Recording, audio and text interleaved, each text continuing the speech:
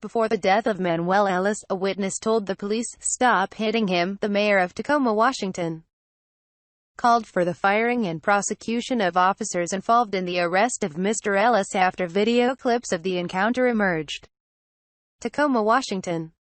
A woman who witnessed the arrest of Manuel Ellis, a black man who died during the police encounter in Tacoma, Washington, has come forward to dispute the account provided by the police, saying officers themselves had initiated a confrontation so violent that she yelled at them to stop hitting him.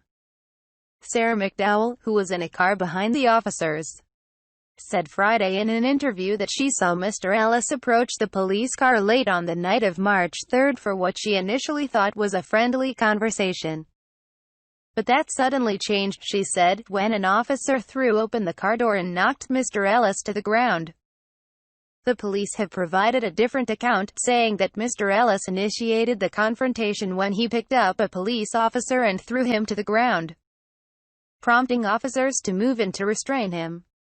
Ms. McDowell, who recorded parts of the encounter on video, said that the violence of the police response had appeared to her to be unprovoked. In brief video clips captured by Ms. McDowell, the officers can be seen punching Mr. Ellis, 33, while he was on the ground.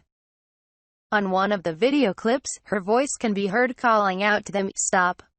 Oh my God, stop hitting him. Just arrest him. I was terrified for his life, honestly," Ms. McDowell said. "The way that they attacked him didn't make sense to me. I went home and was sick to my stomach." Mr. Ellis died in the minutes following his arrest after pleading, "I can't breathe." An eerie echo of some of the final words from other black men who have died in police custody, including Eric Garner and George Floyd.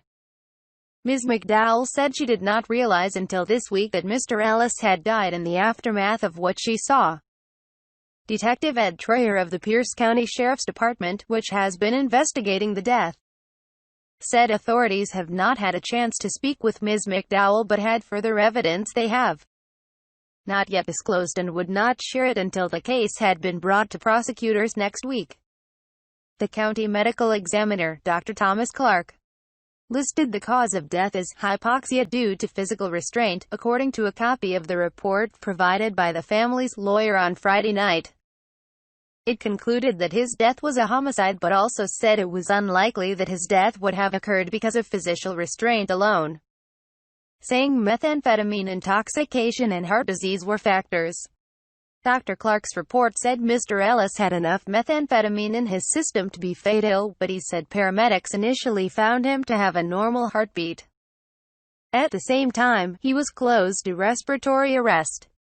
Dr. Clark said it was possible that the most important factor in his death was oxygen deprivation, as a result of physical restraint, positioning, and the placement of a mask over the mouth. The report said officers had placed a spit hood, a device used to keep someone from spitting or biting, over Mr. Ellis's mouth.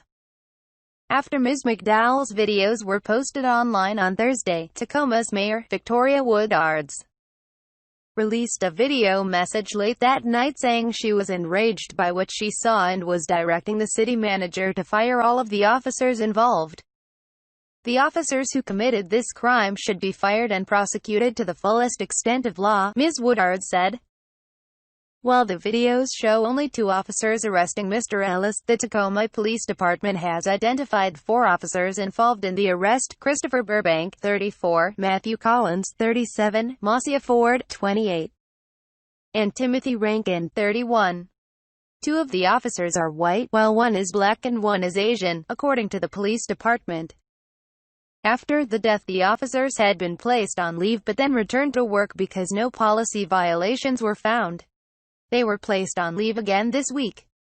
On the night of his death, Mr. Ellis had been jubilant after playing drums at a church service, family and friends said. Marcia Carter, his mother, said he called her late that night as he returned home and told her that he was feeling good. "I'm just coming from church, Mom, feeling real good," Ms. Carter recalled him saying. "I'm ready to give my life to Christ. I want to live it right. I want to raise my kids. I want to be around in their lives. I want to do the right thing." Videos and police brutality, chaos in the streets, and the ubiquity of cell phones have created a disturbing array of videos reflecting violent police behavior. Family members said he later went out to get a snack from a convenience store.